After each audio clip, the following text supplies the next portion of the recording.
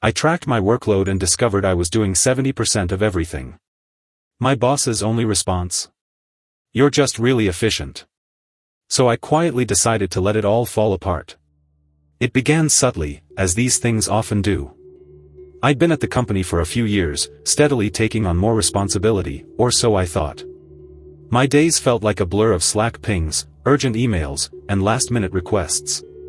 I was always busy, always putting out fires, always doing. And for a long time, I just accepted it. That's just how it is when you're good at your job, I told myself, echoing the well-meaning, if somewhat naive, advice of a mentor. But then, a flicker of doubt. It was a Tuesday, I think. Sarah, one of my teammates, had just forgotten to send out a crucial report, a report I had compiled, mind you, which meant I had to drop everything, chase it down, and send it out myself, prefacing it with a polite, "Apologies for the delay, just getting this out now." It was the 5th time that month. And later that afternoon, Jason, bless his perpetually confused heart, forwarded an entire client email thread with just 2 words, "Can you handle?" No context, no please, just a digital shrug of responsibility. And our junior team member? Let's call him Alex. Alex was a lovely kid, eager to learn, but he seemed to have developed an uncanny ability to wait. Wait for me to initiate, wait for me to suggest, wait for me to literally do something before he'd move an inch. That day, something in me just snapped. Not in a dramatic, desk-flipping kind of way, but a quiet, internal click. I opened a new spreadsheet. A simple one, just 2 columns, task and who did it. My intention wasn't malicious, honestly. It was pure, unadulterated curiosity. I just wanted to see. I wanted to quantify the vague sense of overwhelm that had been a constant hum in the background of my professional life.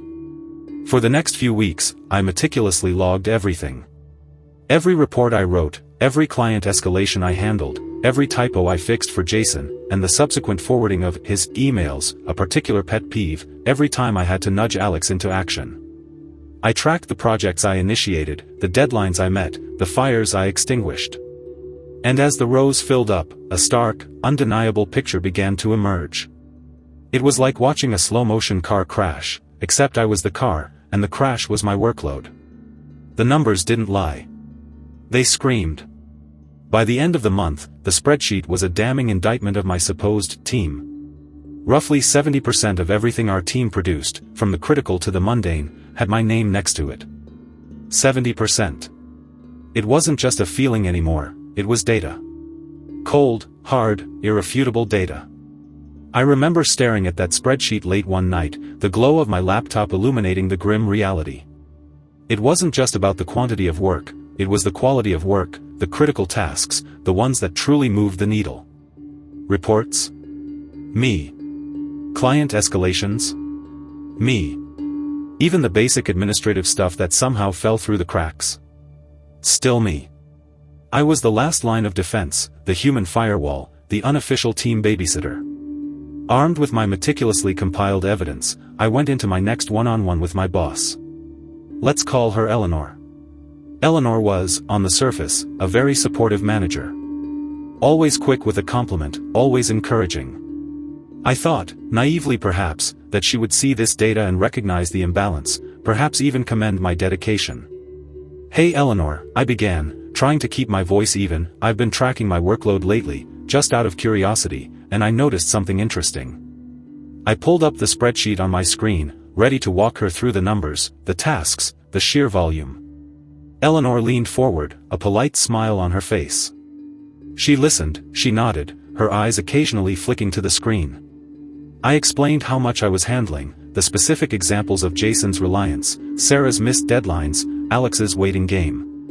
I even highlighted the percentage, the glaring, undeniable 70%. And then, she smiled. Not a malicious smile, not an unkind smile, but a gentle, almost dismissive smile. "You know," she said, her voice dripping with what I now recognize as a thinly veiled compliment, "you're just really efficient. I don't want to mess with a good thing." My heart sank. "You're just really efficient." The words hung in the air, echoing the cold, hard truth that settled deep in my gut. It was a compliment, yes, but it was also a dismissal. A polite, corporate way of saying, please keep being a human buffer for your incompetent team for the exact same salary. The message was crystal clear: my efficiency was not a reason for recognition or redistribution of work, it was a convenient tool, a silent agreement to carry the slack. That conversation was a turning point. It wasn't an explosion, but a quiet implosion within me. The rage didn't boil over, it solidified into a cold, hard knot. All those times I'd convinced myself I was a team player, that I was going above and beyond, that I was indispensable, it all crumbled. It finally clicked: I wasn't a team player.